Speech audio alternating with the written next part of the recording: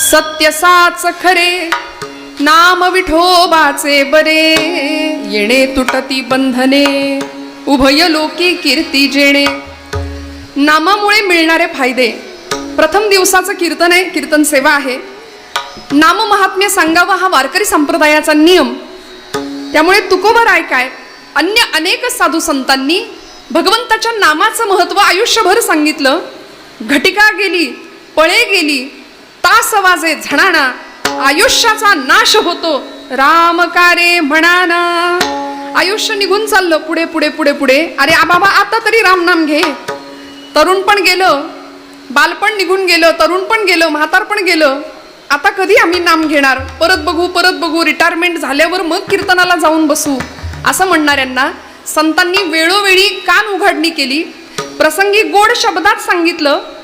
बरं लोकांना सांगून कळेना म्हणून लेखी बोले सुने लागे या न्यायानी. घेई घेई माझे वाचे गोड नाम विठोबाचे, घेई घेई माझे वाचे गोड नाम विठोबाचे, घेई घेई माझे वाचे गोड नाम विठोबाचे, गोड नाम विठोबाचे, गोड नाम विठोबाचे. घेई घेई माझे वाचे गोड नाम विठोबाचे, घेई घेई माझे वाचे गोड नाम विठोबाचे, गोड नाम विठोबाचे, गोड नाम विठोबाचे. घेई घेई माझे वाचे गोड नाम विठोबाचे, घेई घेई माझे वाचे गोड नाम विठोबाचे, गोड नाम विठोबाचे, गोड नाम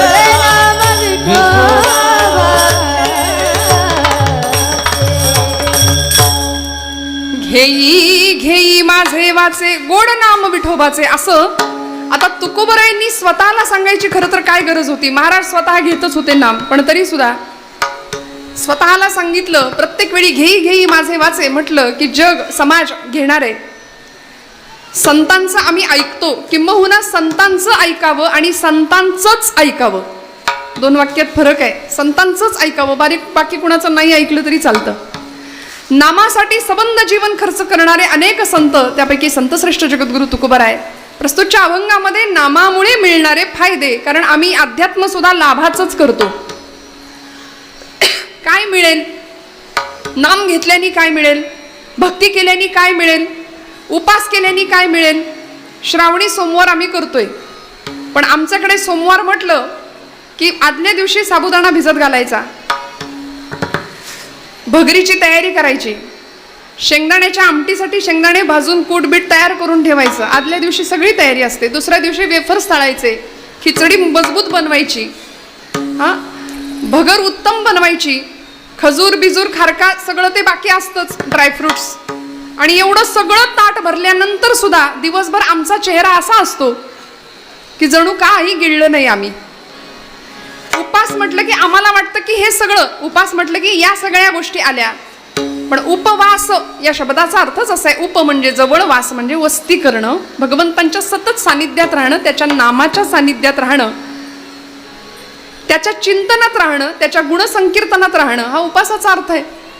मग आम्ही भगवंतांच्या सानिध्यात राहावं याकरता त्याचं अत्यंत गोड असलेलं नाम आपल्या मुखात यावं ही संतांची अपेक्षा आहे. कारण संतांनी प्रत्येक जळीस्थळी काष्ठी पाषाणी भगवंताला पाहिलं आणि त्याचं नाम अखंड मुखामध्ये घेत राहिले. त्याचा परिणाम असा झाला की सायुज्यता मुक्तीची प्राप्ती झाली. देव पहावयासी गेलो तेथे देवची होऊनी ठेलो, हा अनुभव संतांना प्राप्त झाला. आणि म्हणून काय लाभ प्राप्त झाले? फायद्याची गोष्ट केली की आम्ही मग त्या गोष्टीकडे जातो, हे संतांना माहिती होतं. म्हणून तुकोबरायांनी या अभंगामध्ये प्रत्येक चरणामध्ये फायदा सांगितलाय, लाभ सांगितलाय नामामुळे होणारा. भगवान पंढरीश परमात्म्याचं नाम हे साच आहे, सत्य आहे, खरं आहे. याही शिवाय ते बरं सुद्धा आहे. सर्व प्रकारची बंधनं तोडणारं असं हे नाम नामधारकाला पूर्णपणे कीर्ती मिळवून देण्याचं काम करतं. एवढंच नाही तर भावपूर्ण अंतःकरणाने जो नामाच्या सानिध्यामध्ये भगवंताच्या नामधारणेसाठी किंवा नामसाधना करतो त्याला सर्व प्रकारचे लाभ प्राप्त होतात. एवढंच नाही, अशा भोळ्या भाविकाला तुकोबाराय सांगतात काळ सुद्धा थरथरा कापतो. विठ्ठल विठ्ठल.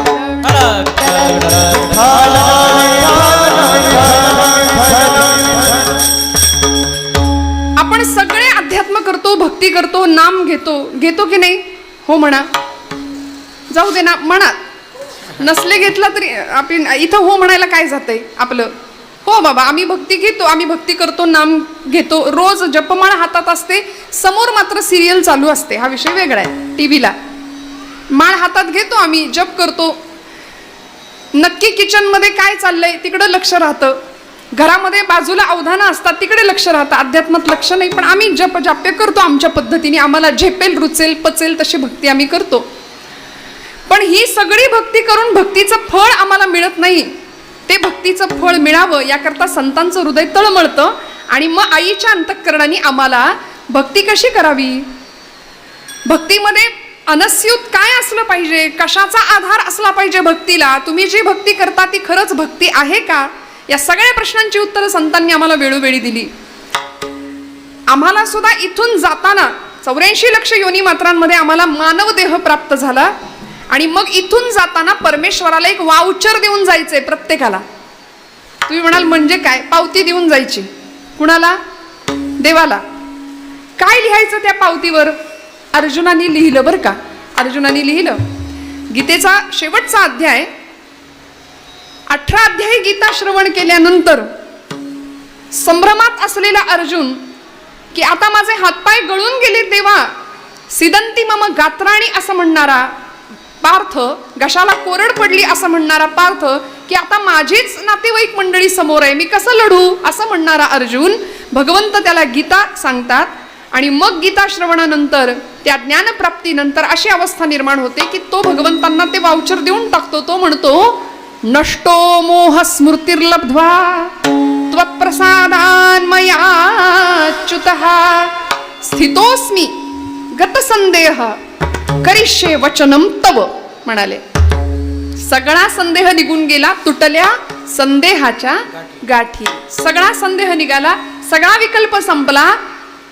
आणि आता अशी परिस्थिती झाली, नष्टो मोह स्मृतिर्लब्ध्वा, माझा मोह संपला भगवंता.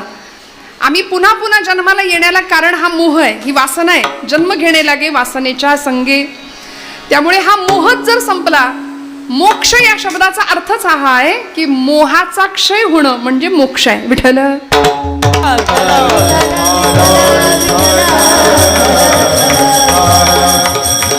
मग या मोक्ष प्राप्तीसाठी कुठंही जंगलात जायची गरज नाही.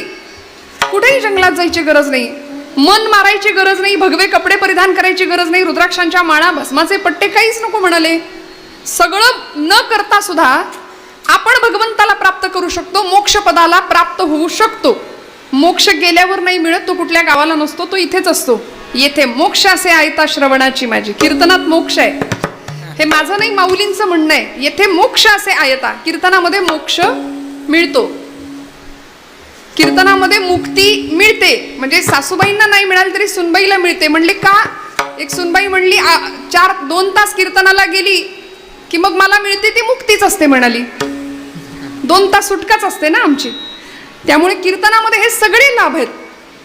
येथे मोक्ष असे आयता श्रवणाचे निमिसे बैसावे यमुनी साम्राज्य भुवनी सुख नांदे. असा सुखाचा अनुभव आम्हाला इथे आल्यावर प्राप्त होतो ना. म्हणून मग हे नाम आम्हाला प्राप्त व्हावं, हा लाभ आम्हाला प्राप्त व्हावा असं संतांना वाटलं. आम्हाला सुद्धा भगवंताला इथून जाताना अशी खात्री देऊन जायचे की देवा नष्टो मोह स्मृतिर्लब्ध्वा त्वत्प्रसादान् मयाच्युतः. आता करिष्ये वचनम तव, तू म्हणशील तसं, तू ठरवलंस ना निघायचं, चल समाधानाने आम्ही निघायला तयार आहे. पण आमचं असं होत नाही. आमची आसक्ती अशी आहे की ती आम्हाला इथून जाऊ देत नाही. माणूस मृत्यूला प्रचंड घाबरतो ना. अमरपद प्रत्येकाला हवंय, पण अमरपद असं असावं, देहाचं नाही, ते आत्म्याचं असावं. जायचं सगळ्यांनाच आहे, पण तरी सुद्धा भगवंताच्या नामानी अमरत्व प्राप्त होतं. जिंकू जाणे कळी काळा, जिंकू जेणे कळी काळा असं जर तुकोबाराय आम्हाला सांगतायत, तर काळाला सुद्धा धाक वाटतो अशा नामधारकाकडे जाताना. कीर्ती तर वाढतेच, पण या सगळ्याच्या अनुषंगाने मिळणारा आनंद हा शब्दांच्या पलीकडचा आहे. तो आनंद तुम्हाला मला प्राप्त व्हावा ज्या ब्रह्मरसाचा काढा आम्ही प्राशन केला तो ब्रह्मरसाचा काढा सगळ्यांना मिळावा, कारण आम्ही सगळे आजारी आहे सध्या. तुम्ही म्हणाला आम्ही नाही आजारी, आम्ही तर बरेच आहे. हा आजार मनाला जडलाय आमच्या. षडविकारांनी मन घेरलंय, ग्रासलंय, हृदयामध्ये षडविकार येऊन बसलेत आणि खऱ्या अर्थी आम्ही आजारी आहे बरं का. मग अशा या सगळ्या व्यथेतून, या सगळ्या विवंचनेतून जर कायमची सुटका मिळावी आणि आनंदाची प्राप्ती व्हावी, परमानंदाची प्राप्ती व्हावी, ती कुठे मिळू शकते म्हणाली? ती फक्त कीर्तनातच मिळू शकते. कीर्तन चांग, कीर्तन चांग. परिणाम काय? होय अंग हरिरूप. इथं आल्यानंतर काय मिळालं पाहिजे? भगवत प्राप्तीचा आनंद इथं आल्यानंतर प्राप्त झाला पाहिजे. म्हणून 2 तासाच्या कीर्तनामध्ये कीर्तनकाराची आणि श्रोत्याची सगळ्यांचीच ही जबाबदारी असते की इथे आल्यानंतर आनंद भक्तीतलाच प्राप्त व्हावा, परमेश्वराचं सानिध्य प्राप्त व्हावं, जेणेकरून मूर्ती ठसावी अंतरी श्रीहरीची. ऐसी कीर्तन मर्यादा हो संतांच्या घरची. 1.5-2 तासाच्या कीर्तनात भगवंताला जवळ करता आलं पाहिजे, देव साठवता आला पाहिजे. पण आम्ही साठवणं सोडा, आम्ही उठतानाच असे उठतो सगळं झाडून, तुमचं तुम्हाला लखलाभ. घरी गेलो की आमचं परत सुरूच आहे, प्रपंच सुरू आहे, प्रपंचाचं रहाटगाडगं सुरू आहे. पण मग इथं काय यायचं? या 2 तासामध्ये, या 1.5-2 तासामध्ये जीवनातला अत्युच्च आणि उत्कट आनंद प्राप्त व्हावा ही संतांची अपेक्षा आहे. म्हणून नाम साधना आम्हाला सांगितली आहे. बरं, याच्यासाठी कुठेही जंगलात नाही जायचं हो. जायचंय का? नाही. ठाईचं बैसोनी करा एक चित्त, आवडी अनंत आळवावा. म्हणाले कुठंच जाऊ नका. येथ मनाचा मारून करिता, इंद्रिया दुःख न देता, येथ मोक्ष असे आयता, श्रवणा माझी. कसलाच त्रास मनाला द्यायची गरज नाही, देहाला कसलंच ताडण करण्याची गरज नाही. मग एवढं करून सुद्धा फक्त नामसाधनेमुळे जर आम्हाला परमेश्वराची प्राप्ती होत असेल, आता याच्यापेक्षा किती सोपं सांगायचं मला सांगा ना. म्हणून संतांना आम्ही माऊली म्हणतो. आईची भाषा लेकराला कळत नाही असं कधी होत नाही. आईच्या प्रेमाने संत आम्हाला सांगवतात की बाबा रे, भगवंताचं नाम घ्या.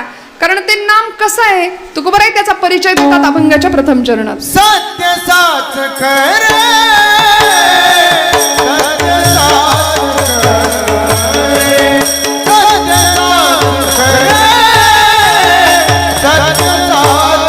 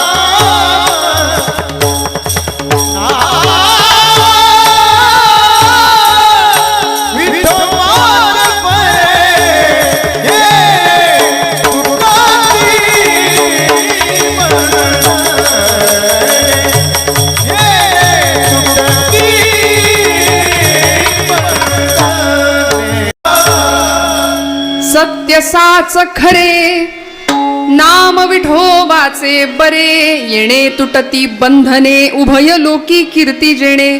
तुकोबरायांनी नामाला विशेषण वापरली आणि 3ही विशेषण एका अर्थाची आहेत. खूप लक्षपूर्वक काळजीपूर्वक ऐका. सत्य, साच, खरं. सत्य म्हणजेच साच, साच म्हणजेच खरं. आणि असं नाम कसं आहे? नाम विठोबाचे बरे. काही गोष्टी खऱ्या असतात पण बऱ्या असतातच असं नाही. काही गोष्टी बऱ्या असतात पण खऱ्या असतातच असं नाही. आणि काही गोष्टी खऱ्याही असतात बऱ्याही असतात, काही गोष्टी खऱ्याही नसतात आणि बऱ्याही नसतात. विठ्ठल विठ्ठल. तुम्ही म्हणाल ताई सगळी खरबर झाली, काही कळलंच नाही का? असा गोंधळ होतो आमचा. ज्या गोष्टी श्रेयस आहेत त्या गोष्टी प्रेयस असतातच असं नाही, ज्या गोष्टी प्रेयस आहेत त्या गोष्टी श्रेयस असतातच असं नाही. पण भगवंताचं एकमात्र नाम असं आहे ना की ते सत्य आहे, साच आहे, खरं आहे आणि ते बरं सुद्धा आहे. घ्यायला सोपं आहे, काय कठीण आहे हो? हरिमुखे म्हणा, हरिमुखे म्हणा, पुण्याची गणना कोण करी, एवढंच सोपं सांगितलं. म्हणून एका हरिपाठासाठी माझ्या ज्ञानोबरायांचे 1000 वेळा पाय धरले तरी ते कमी ठरणार आहेत. एका हरिपाठासाठी ज्ञानोबरायांच्या चरणावरती ठेविता हा पायी जीव थोडा, असं तुकोबरायांनी सांगितलं ना. का हो? 108 वेळा हरी हा शब्द हरिपाठामध्ये आणलाय माऊलींनी. बघा तुम्ही बारकाईने घरी जाऊन बघा, वाटल्यास हरिपाठाचं पुस्तक घेऊन. बरोबर 108 वेळा हरी हा उच्चार हरिपाठामध्ये माऊलींनी आपल्याकडून करवून घेतलाय. यापेक्षा काय करायचं? देवाची ये द्वारी उभा क्षण भरी, तेणे मुक्तिचारी साधी येल्या. हरिमुखे म्हणा, हरिमुखे म्हणा, पुण्याची गणना कोण, अशी सुरुवात झाली की हरी हरी हरी हरी उच्चार हा अखंड 108 वेळा जर माऊली आमच्याकडून करवून घेत आहेत, एकदा हरिपाठाला सुरुवात झाली, यापेक्षा संतांनी काय करावं आमच्यासाठी? त्यामुळे इतकं सोपं. म्हणाले हरी हा एक मंत्र असा आहे, हरी हे नाम असं आहे, एवढं क्वालिफिकेशन पुरेसं आहे भगवंताच्या जवळ जायला, फार काही करायची गरज नाही. त्यामुळे असं नाम जर संत आम्हाला देतायत तर ते नाम कसं आहे? म्हणाले सत्य. नाम सत्य आहे, भगवंताचं नाम सत्य आहे. भगवत पूज्य जगद्गुरु आद्य शंकराचार्यांना त्यांच्या शिष्यांनी विचारलं की खरं काय आहे, सत्य काय आहे? आचार्यांनी सगळी उपनिषद शास्त्र बाजूला ठेवा म्हणाले. वेद पुराण या सगळ्याचा अर्थ मी तुम्हाला एका शब्दात सांगतो. श्लोकार्धीन प्रवक्ष्यामि यदुक्तम ग्रंथ कोटिभिर ब्रह्म सत्यं जगन्मिथ्या जीव ब्रह्मैव नापराहा म्हणाले. कोट्यावधी ग्रंथातला अर्थ मी तुम्हाला अर्ध्या ओळीत सांगतो. ब्रह्म सत्यं जगन्मिथ्या, सत्य काय आहे? ब्रह्म आहे म्हणाले. त्याचं नाम एकमात्र सत्य आहे आणि जगन मिथ्या, जे आम्ही खरं समजून बसलो ना ते जग, ती माया मात्र खोटी आहे. त्यामुळे सत्य असलेलं ब्रह्म, त्याचा उल्लेख किंवा त्याची ओळख आम्हाला भागवतकारांनी सुद्धा केली आहे. भागवतातला प्रसिद्ध पहिला श्लोक आहे, सच्चिदानंद रूपाय विश्वोत्पत्त्यादि हेतवे तापत्रय विनाशाय श्रीकृष्णाय वयं नमः. सच्चिदानंद रूपाय, सच्चिद आणि आनंद स्वरूप असलेला परमेश्वर आहे. म्हणून तुकोबरायांनी हेच आचार्यांचं म्हणणं, ब्रह्म सत्य आहे, हेच आचार्यांचं म्हणणं तुकोबराय आम्हाला साध्या शब्दात सांगतात. सत्य तू, सत्य तू, सत्य तू, सत्य तू, सत्य तू विठ्ठला. सत्य तू, सत्य तू, सत्य तू विठ्ठला. गगदावी राज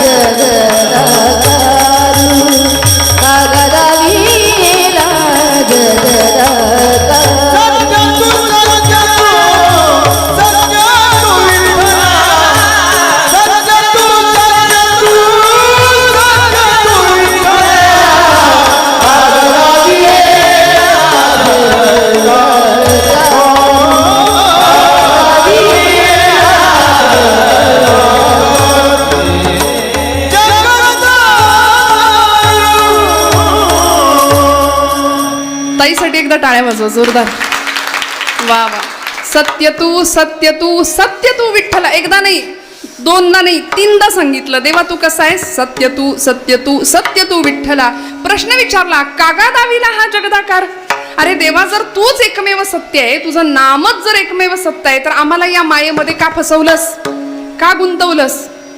सोडव याच्यातनं. आणि नाम हे एकमात्र असं आहे की जे आम्हाला या सगळ्या प्रकारच्या बंधनातनं सोडवू शकतं. म्हणून सत्य साच खरे नाम विठोबाचे बरे. आता ते बरं आहे हेच तुकोबरायांनी आम्हाला सांगितलंय, पण खरं सांगा, बरं असलं तरी आम्ही घेतो का? आम्ही नाम घेतो का? नाही घेतो, नाही घेत. ब्रह्मचैतन्य गोंदवलेकर महाराजांना एकाने प्रश्न विचारला की महाराज, नाम घ्यायला आम्ही बसलो तर म्हणले मनात इतके विचार येतात की ते नाम काही घेतलंच जात नाही, काय करायचं? संत किती छान सांगतात बघा, सहज बोलणे हित उपदेश करुणी सायास शिकविती. सोपं सांगितलं. म्हणाले नाम घ्यायला बसलास ना, आपली इष्ट आराध्य उपास देवता जी कुठली असेल तिच्या समोर बसावं. भगवान भोलेनाथ आपलं आराध्य दैवत आहे, अधिष्ठान आहे समोर. ओम नमः शिवाय, ओम नमः शिवाय म्हणले. नामाला बसलो की मनात विचार येतात. मग करायचं काय? म्हणाले मनाला नाही म्हणायला शिका. महाराज म्हणले मनाला नाही म्हणायला शिका. म्हणजे काय करायचं म्हणले? म्हणाले मन या शब्दाला न हे अक्षर जोडा. कुठे जोडायचं? कुठेही जोडा म्हणाले. पुढे जोडा, मध्ये जोडा, मागे जोडा, आणि जे होतंय ते करा. मन फार वाईट आहे ना, ते मध्ये बरोबर येतं. नाम मनापासून घ्यावं आणि त्या मनाला न जोडायचं. मन न मन जे होतंय ते करा म्हणाले. विठ्ठल विठ्ठल विठ्ठल विठ्ठल विठ्ठल. बरं, आम्ही चुकून माकून कधी ध्यानाला बसलो तर माणसं म्हणतात काय ध्यान बसले. एखादा तरुण 25शीतला पोरगा कीर्तनाला येऊन बसला ना तर आम्ही त्याला वेड्यात काढतो. आत्तापासून नाद लागला होय देवाचा. कारण लोकांचा समज आहे ना, कथा कीर्तन हे आत्ता नाही करायचं, नंतर बघू, जेव्हा हातपाय चालतच नाहीत, बोलताच येत नाही, गाता येत नाही, मुखाने नीट ऐकता येत नाही, अशा परिस्थितीत म्हणाले भगवान नामस्मरण करायचं. मला एका प्रश्नाचं फक्त उत्तर द्या. खराब झालेली, सडलेली, कुजलेली फुलं आम्ही देवाच्या चरणावर वाहतो का? नाही ना. मग हा देह जोपर्यंत टवटवीत आहे, देह जोपर्यंत चालता बोलताय ना, तेव्हा भगवंताच्या चरणावर नेला पाहिजे. सदा देव काजी झिजे देह ज्याचा. झिजणं फार महत्वाचं आहे देव कार्यासाठी. आणि जे झिजत नाही ना ते कुचतं आणि त्याला दुर्गंधी प्राप्त होते. जे झिजतं तेच रुचतं आणि त्याला सुगंध प्राप्त होतो. विठ्ठल.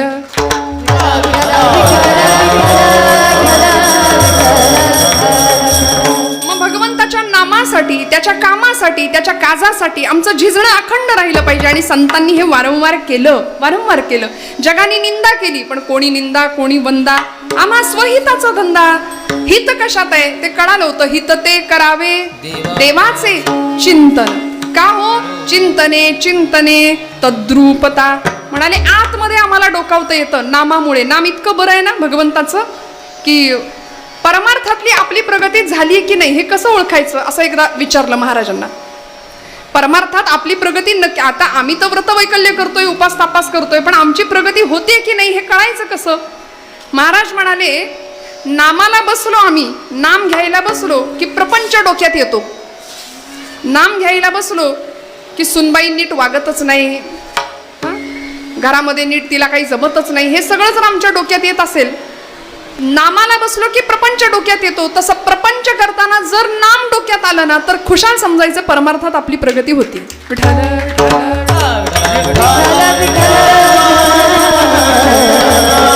आणि आमचं असं आहे की अध्यात्म करताना आम्ही फार दिखावा करतो, फार दाखवायचं असतं आम्हाला लोकांना. आम्ही जप करतो, नाम करतो, जपजाप्य करतो, पण आपला परमार्थ हा शेजारच्याला म्हणजे घरातल्या लोकांना सुद्धा कळता कामा नये असं म्हटलंय. एवढं नाही, आपण परमार्थ करतो हे दुसऱ्याला जितकं कमी कळेल तितका तो आपल्यासाठी फायदेशीर असतो. जगाला दाखवण्याकरता आपला परमार्थ नसावा.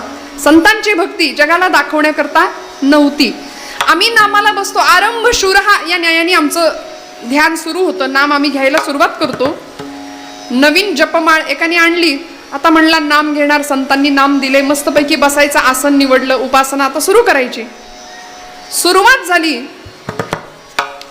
आम्ही बाकी सगळं सोडू पण नाम घेणं, नाम आमच्याकडून घडत नाही बरं का. बाकी सगळं आम्ही जवळ करतो.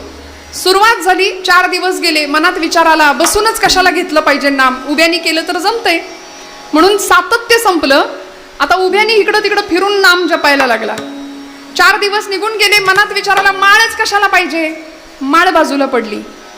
4 दिवस विचार केला, पुढे निघून गेले. म्हणाला एखाद्या दिवशी राहिलंच तर काय बिघडतंय, नाम बिघडत काही नाही, त्याचं नाही काही बिघडत, बिघडलं तर आपलं बिघडतं. एक जण मला म्हणाला ताई श्रावण महिन्यात आता उपासना करायची ठरवली, रोज भगवान शिवशंकराला खांडेश्वराला 108 बिल्वपत्र अर्पण करायचं ठरवलंय, पण म्हणली शंकर पावला नाही तर पावतच नाही म्हणले देव. तुम्ही म्हणत असाल तर देव बदलून बघू का? उपासना ही देवाला बदलण्याकरता नाही, तुमच्या माझ्यात अंतर्बाह्य बदल व्हावा याकरता उपासना आहे. त्यामुळे असं नाम मनापासून घेतलं जावं आणि मग उपासनेतलं सातत्य आमचं अखंड टिकावं, यासाठी ते नाम बरं आहे, सोपं आहे, ते नाम सत्य आहे, ते नाम खरं आहे. आणि मग असं नाम नेमका परिणाम काय करतो जीवावरती? दुसरं चरण येणे तुटती बंधने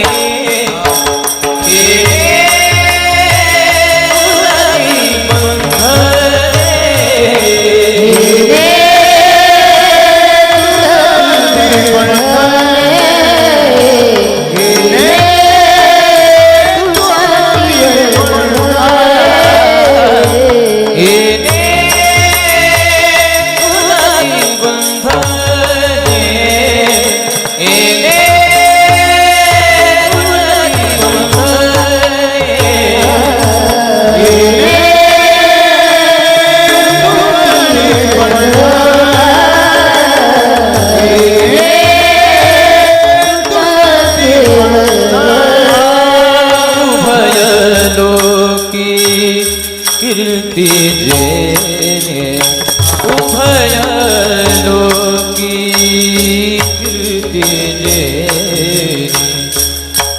येने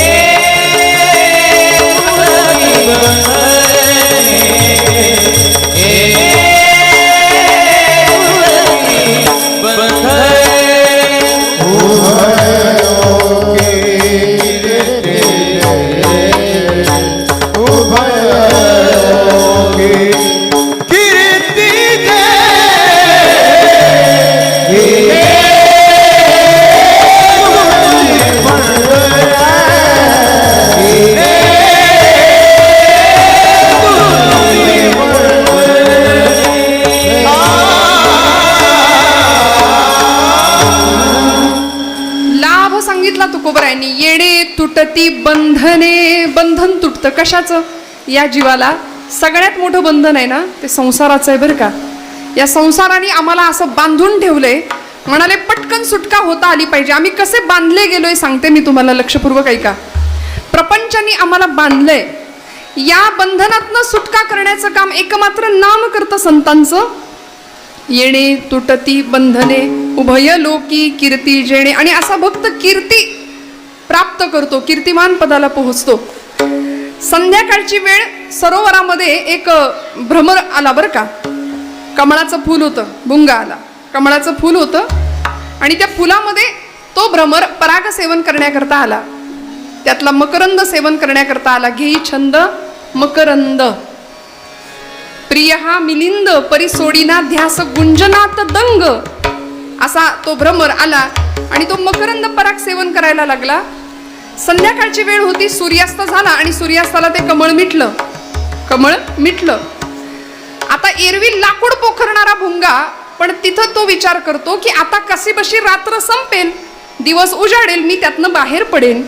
त्याच्यासाठी ही पाकळी कशाला कातरू म्हणाला, कशाला फाडू. त्याला अशक्य नव्हतं, पण तो काय झाला, बंधनामध्ये अडकला, गुंतला. हे भुंग्याचं चाललंय बरं का. गुंतला, अडकला. सुटका व्हावीशी वाटतच नाही हो. आसक्ती संपत नाही. सगळा प्रपंच करून झाल्यानंतर सुद्धा आता नातवंडाचं तोंड बघितल्याशिवाय जाणार नाही असं म्हणणारी मंडळी असतात की नाही. मग तो नातू म्हणतो अजून पण नातू इथंच. आता म्हणाले पणतू, पणत्वाचं दर्शन, पणत्वालाच तोंड बघणार. तो पणतू पण विचारतो अजून पण तू इथंच. आसक्ती संपत नाही, अडकून जातो आम्ही, अडकतो, गुंततो बंधनामध्ये, पाशामध्ये. त्या भुंग्याचं असंच झालं. तो म्हणाला पाकळी कातरू कशाला, आता अशी उजाडेल, सूर्योदय होईल. आणि नीतिशतक नावाचा ग्रंथ, वैराग्य शतक नावाचा ग्रंथ, त्याच्यामध्ये भर्तृहरींनी खूप सुंदर श्लोक लिहिला. ते म्हणाले रात्रीर्गमिष्यति भविष्यति सुप्रभातम भास्वानुदेश्यति हसिष्यति पंकजश्री. पंकज म्हणजे कमळ, पंक म्हणजे चिखल आणि ज म्हणजे जन्माला येणार. चिखलात जे जन्माला येतं ते कमळ, पंकज. त्यामुळे आपण मुलाचं नाव पंकज बऱ्याचदा ठेवतो बघा. तर ते पंकज हे ते वाचक शब्द आहे. ते कमळ म्हणतो आपण, ते पंकज, तो पंकज नसतं. बऱ्याचदा आम्ही मराठी भाषेचा अभ्यास न करता नावं ठेवतो. आता तर सिरियलची नावं ठेवण्याचं फार फॅड आहे नाही का. थोडासा अर्थ बघून आपण नावं ठेवूया. त्या कमळाच्या फुलामध्ये तो भुंगा गुदमरायला लागला. विचार करतोय आता उजाडेल, मग पाकळी उघडेल आणि मग मी बाहेर पडेन. पण एवढ्यात असं झालं, इत्थम विचिंतयति कोशगते द्विरेफे हा हंत हंत नलिनी गज उज्जहार. म्हणाले एक भला मोठा हत्ती त्या सरोवरात आला आणि त्यांनी बरोबर तेच कमळाचं फुल देठासकट सोंडेने उपटलं आणि लांब फेकून दिलं. आता देठासकट उपटलेलं कमळाचं फुल फुलेल का? नाही. आता उजाडेल, मग उजाडेल अशी वाट बघत शेवटी तो भ्रमर तो भुंगा गुदमरून मेला, पण त्यांनी पाकळी नाही कातरली. पाकळी नाही कातरली, बाहेर नाही पडला, मेला त्याच्यामध्ये. आमचं सुद्धा बंधन असंच आहे बरं का. आम्ही इतके स्वतःला बांधून घेतो. मग म्हणाले संसारामध्ये यथा कमल पत्राक्ष अशी एक उपमा दिली. असं असावं, कमळाचं पान पाण्यात राहून सुद्धा कोरडं असतं ना, तसं संसारात आम्हाला राहता आलं पाहिजे. ऐसे असावे संसारी जववरी प्राचीनाची दोरी, पोरी घरचार मांडीला खेळ मोडो टाकीला. नाथांची ओवी आहे भागवतामधली. संध्याकाळची वेळ, दिवसभर पोरी, लहानपणी बघा जुन्या मुली भातुकलीचा खेळ खेळायच्या, आहे की नाही. आता इथे जी लहान पोरं आहेत त्यांना भातुकली बितुकली काही माहिती नाही. आता त्यांच्या हातात एक डबडं द्या आणि ते नाही मिळालं ती आकांड तांडव करतील, घर डोक्यावर घेतील. ते पहिलं मिळालं पाहिजे, जेवताना तर पहिलं मिळालं पाहिजे, त्याच्याशिवाय घास गिळत नाही त्यांना. बरं, हे त्यांनी मागायच्या आधी आईच पहिला आणून ठेवते, मग ताट देते. आधी जेवण, आधी मोबाईल आणि मग ताट, अशी तजवीज करावी लागते सुरुवातीपासून. हे घराघरातलं आहे, मी काही फार नवीन नाही सांगत आहे. त्यामुळे आता भातुकली, लहानपणीचे खेळ सगळे निघून गेले. माझ्या छत्रपती शिवप्रभूंना जिजा मातोश्रींनी सुद्धा काही खेळ शिकवले होते बरं का. कसे खेळ होते हो, पूर्वीचे खेळ वेगळे होते.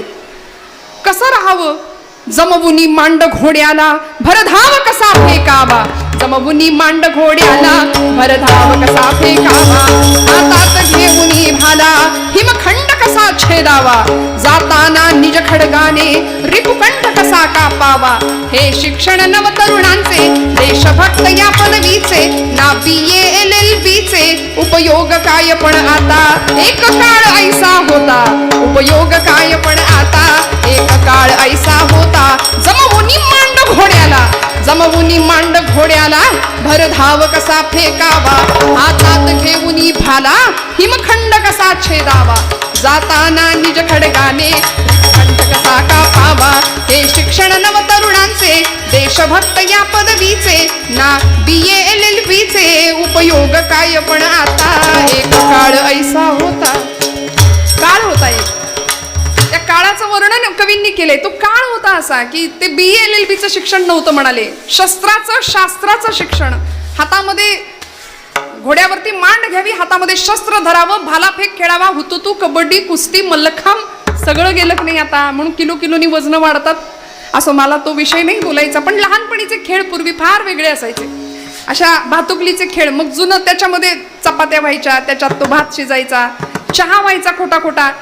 घरातल्या मोठ्या मंडळींना तो चहा आणून दिला जायचा, त्यांनी खोटा खोटा प्यायचा. सगळं किती आनंद. आणि असा ती मुलगी दिवसभर खेळ खेळते, संसार मांडते तिचा. दिवसभर ती पोरगी रमते त्याच्यात. आणि संध्याकाळी आई म्हणते कार्टे चल घरात, अंधार पडलाय, चल घरात. मग ती मुलगी काय करते, सगळा प्रपंच, सगळा तो संसार एका पिशवीत भरते आणि आईकडे जाते. नाथबाबा किती सुंदर दृष्टांत देतात बघा. ऐसे असावे संसारी, पोरी घरचार मांडीला खेळ मोडून टाकीला म्हणाले. सगळा खेळ, सगळी भांडी कुंडी पिशवीत भरते आणि आईकडे जाते. तसं त्या आईची हाक कानावर आली की आम्हाला सुद्धा हा संसार आहे असा सोडून जाता आलं पाहिजे. विठ्ठल विठ्ठल.